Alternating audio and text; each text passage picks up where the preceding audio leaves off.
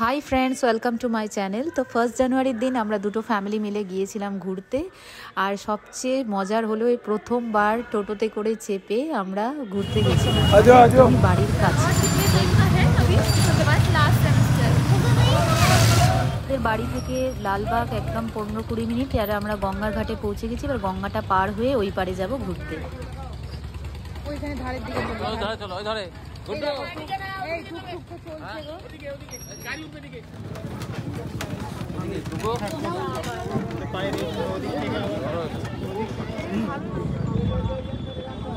যে নদীটা দেখছেন, এখানে গঙ্গা যমুনা কিন্তু মিক্সড রয়েছে।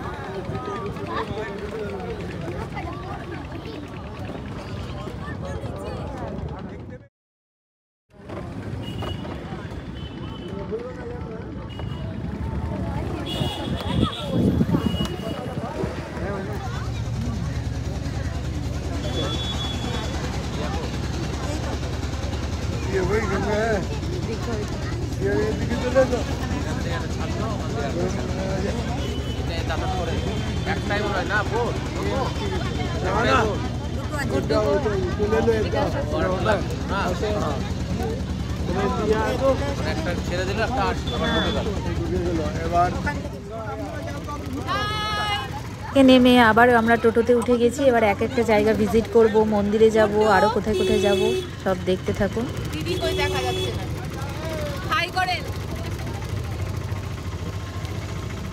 আর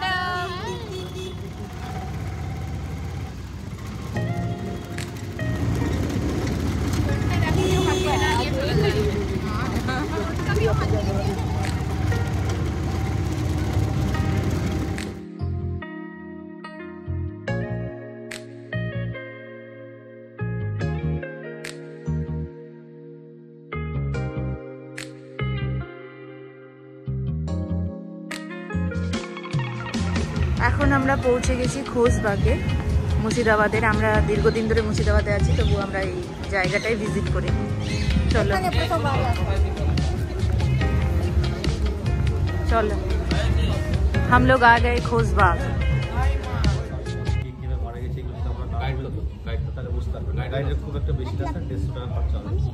সবাই 150 টাকা নেয়, 50 টাকা নিও, চলো কম বললে 50 টাকা নিবে, চলো।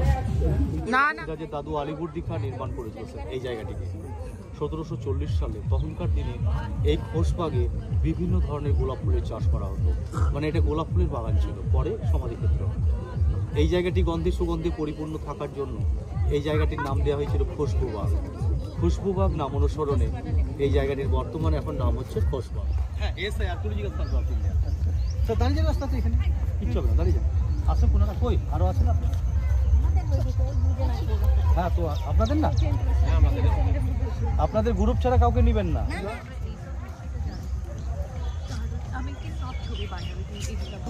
আমি ওই সিমেন্টটা একটু ভিডিও করে তারপরে তোমাকে পাঠিয়ে দেবো।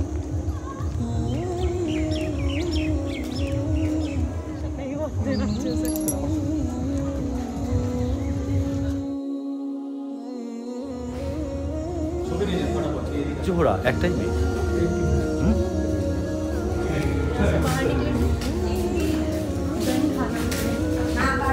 আর এখানে যে দুটো সমাধি আছে, সামনের যে সমাধিটা না, ওটা হচ্ছে সিরাজউদ্দৌলার মাসির ছেলে স্থাপিত খোশবাগ। আর ইনার ইচ্ছা অনুসারে এখানে প্রত্যেক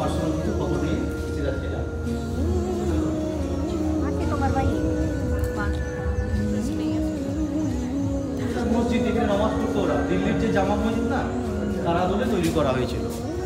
আর ওই যে গর্তটা দেখছেন না স্যার, ওখানটায় গোলাপ।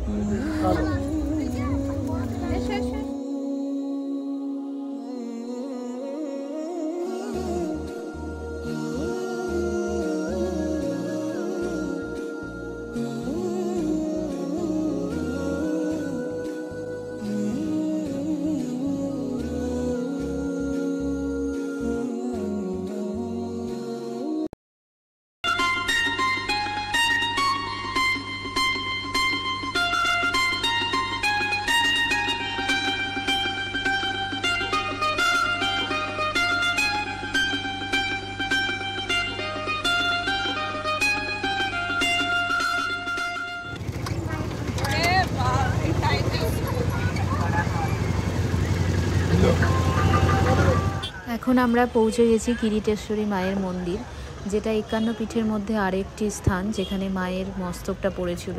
তো সেই কিরিটেশ্বরী মন্দির।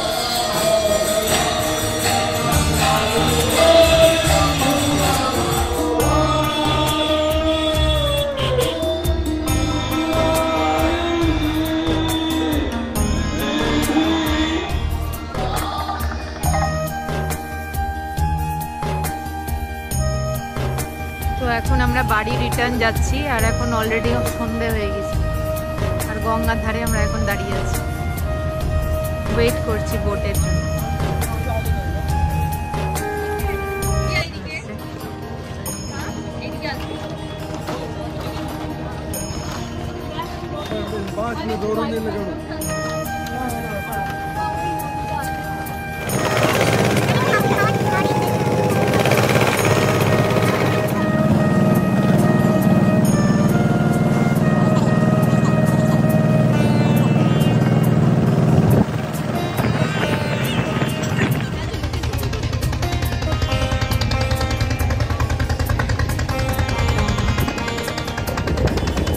তো এই ছিল আমার ব্লগ। তো ভালো লাগলে অবশ্যই লাইক, শেয়ার, কমেন্ট করে দিবেন, আর অবশ্যই আমার চ্যানেলটিকে সাবস্ক্রাইব করে আমার পাশে থাকবেন।